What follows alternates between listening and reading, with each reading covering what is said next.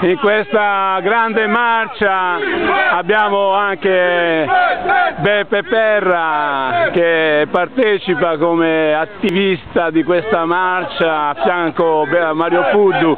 Bene Beppe, la tua partecipazione a questa marcia, che tu sei fra gli organizzatori, dici un pochino le tue sensazioni.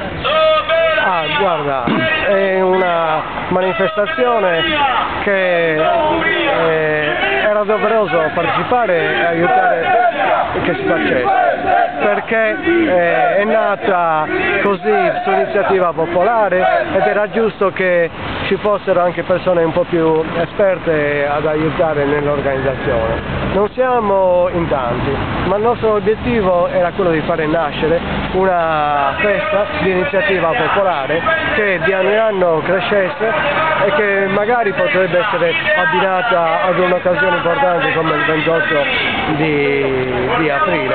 L'importante è dare voce a delle persone che stanno iniziando adesso la loro attività indipendentista e che dunque vogliono proseguire in questo.